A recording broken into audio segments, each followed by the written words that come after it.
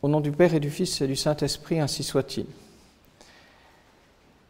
Mes bien chers frères, vous vous rappelez peut-être qu'il y a quelques mois, ici même, dans le cadre de la prédication, je vous parlais de la prière et comment il convient de vivre la parole que Dieu nous adresse en nous servant de la Sainte Écriture, en nous souvenant de ce que les maximes qui sont dans la Sainte Écriture ne sont pas générales et universelles, mais nous sont adressées.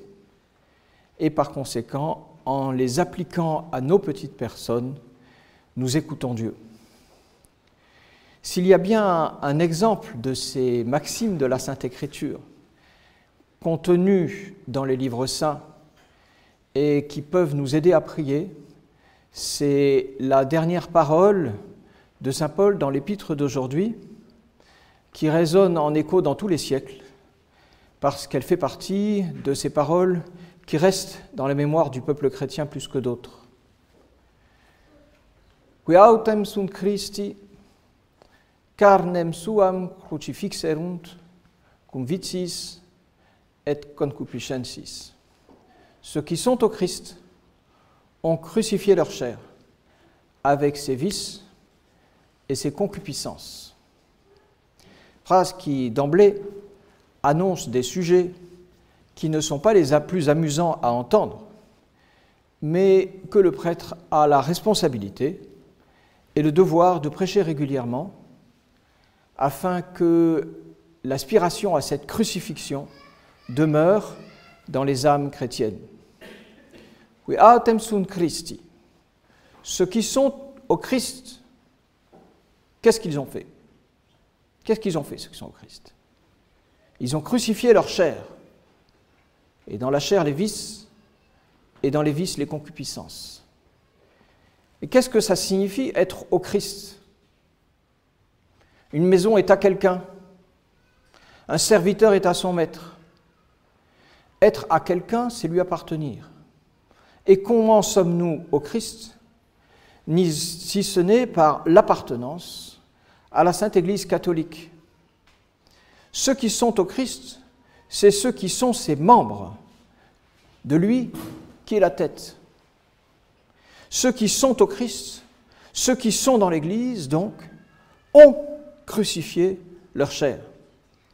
Bien sûr qu'il y a deux façons d'être dans l'Église, et les enfants qui assistent au catéchisme le savent, et les adultes qui ne le savent plus ou qui ne l'ont jamais su font bien de consulter l'un de ces multiples ouvrages qui réveillent en eux le souvenir de cette instruction perdue et approfondie par le catéchisme aux adultes, la doctrine chrétienne un peu développée, la connaissance de leur foi. Qu'est-ce que leur dit le catéchisme élémentaire? Qu'est-ce que leur dit le catéchisme pour adultes? Qu'il y a deux façons d'appartenir à l'Église. Car dans le corps mystique du Christ, il y a les membres vivants et les membres morts. On est ou l'un ou l'autre. Et vivant, celui qui est dans la grâce de Dieu, et mort, celui qui n'est pas dans la grâce de Dieu. Il est pourtant toujours dans l'Église. Ceux qui sont au Christ ont crucifié leur chair. C'est d'abord vrai, des membres vivants de l'Église. Et plus on est vivant, plus on a crucifié. Ceux qui sont au Christ ont crucifié leur chair. Il y a plus de 2000 ans, avant la Passion et le Calvaire, cette parole n'aurait rien dit à personne. Mais depuis notre Seigneur Jésus-Christ, nous savons très bien ce que crucifier veut dire. Crucifier sa chair, cette chair que l'on consomme sacramentellement à la table de communion. Ceux qui sont au Christ ont crucifié leur chair comme le Christ. Ils sont à lui, ils font comme lui. Leur chair a été crucifiée comme sa chair.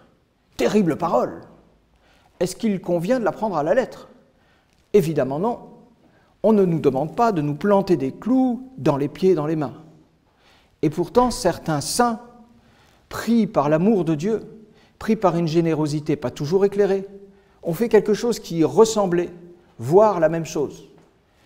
Permettez-moi de citer encore une fois le bienheureux Henri Suzeau de l'ordre dominicain, qui s'était planté avec des clous, une croix dans le dos, qu'il portait et sur laquelle il dormait. Un jour, notre Seigneur, et de ça, et de chaînes, de cilices, de différents instruments de souffrance qu'il portait, vint le délivrer en lui disant de jeter tout au torrent. Signe de sa charité, il obéit sur le champ. Rares sont les saints qui sont allés jusque-là. Mais, au-delà de l'image de la crucifixion, que signifie-t-elle?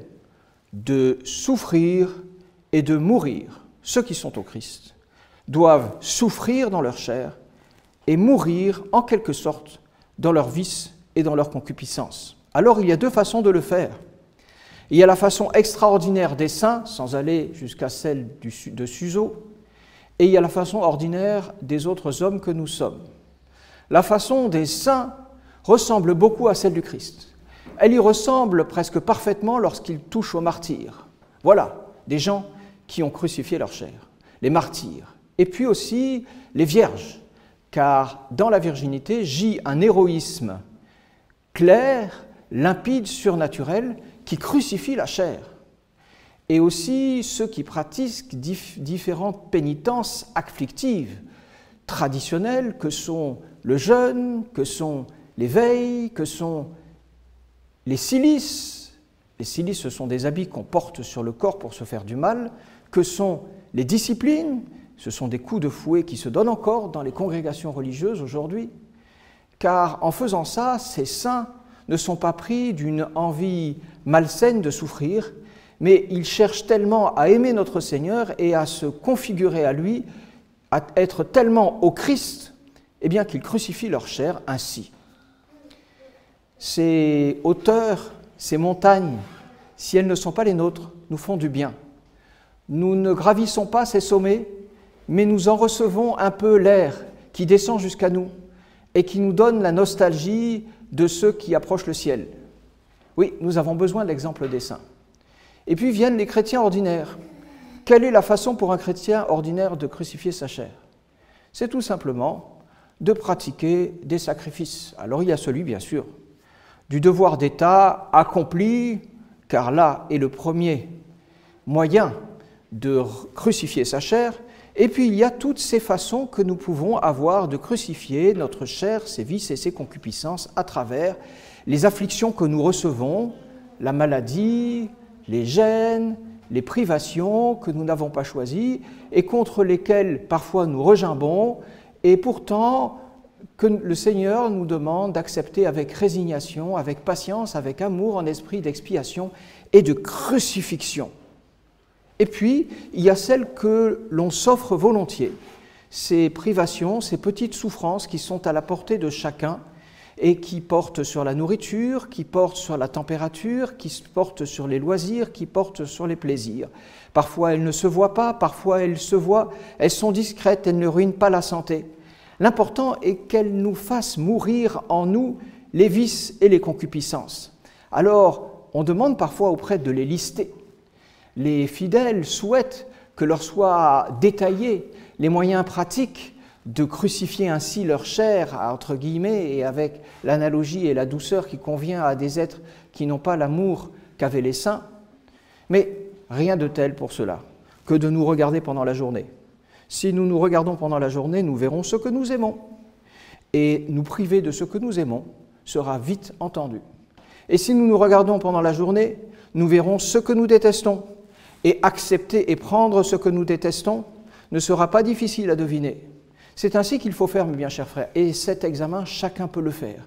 Il est nécessaire car le saint d'Assise nous disait « Malheur à ceux qui ne font pas pénitence, ils courent sciemment à leur perte. » Et d'où vient qu'ils courent à leur perte? C'est que nous le voulions ou que nous ne le voulions pas, depuis le péché originel, dans l'homme, il y a une lutte sans merci, une guerre, entre ce qu'on appelle la chair, dans cet épître d'aujourd'hui, et l'esprit, c'est-à-dire entre les forces qui nous poussent vers le mal et nos forces qui nous poussent vers le bien.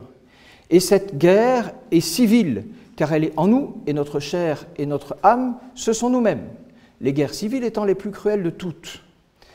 Et cette guerre civile, elle est inéluctable, inévitable.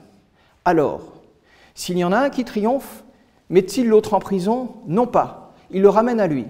Si c'est le corps qui triomphe sur l'âme, si l'âme cède à des plaisirs mauvais auxquels le corps l'appelle, en particulier dans l'ordre du 6e et 9e commandement, alors là, le corps ne fait pas l'âme prisonnière, non, non, il la fait sienne.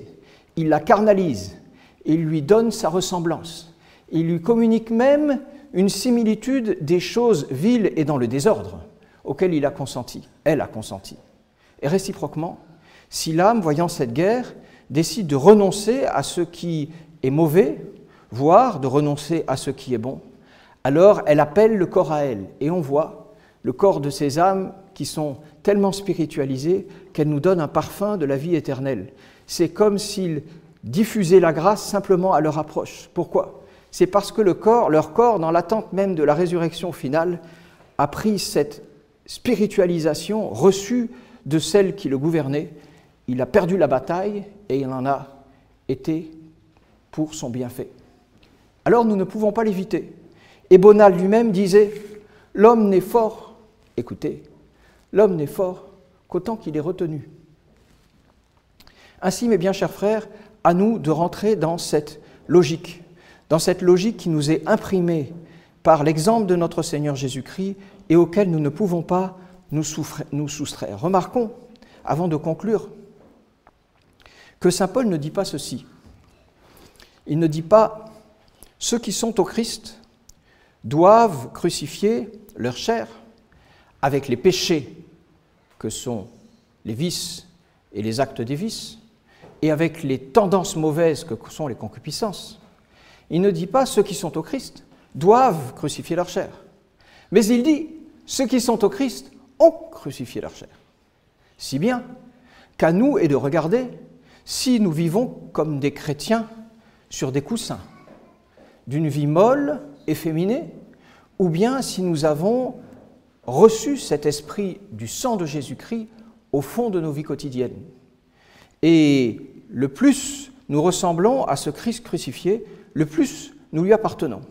Si notre vie est facile, si notre vie quotidienne chrétienne ne nous offre aucune difficulté, se passe sans encombre, si nous ne souffrons rien, c'est fort inquiétant, car cela signifie que nous n'appartenons pas au Christ. Oui, mes bien chers frères, vous le voyez, cette parole est féconde. Et s'il y a bien une prière que nous pouvons faire, s'il y a bien une parole sur laquelle nous pouvons méditer et qui nous montre que l'Évangile n'est pas universellement seulement destiné, mais à nous, c'est celle-là. Elle est pour nous, cette parole. Il faut que nous l'entendions, que nous donnions à la chair ce que nous devons lui donner quand elle en a besoin, car elle en a besoin, et que nous sachions lui retirer ce que nous pouvons lui retirer, même s'il elle rechigne. Elle est pour nous, cette parole. Ceux qui sont au Christ ont crucifié leur chair avec ses vices et ses concupiscences. Ainsi soit-il. Au nom du Père et du Fils et du Saint-Esprit, ainsi soit-il.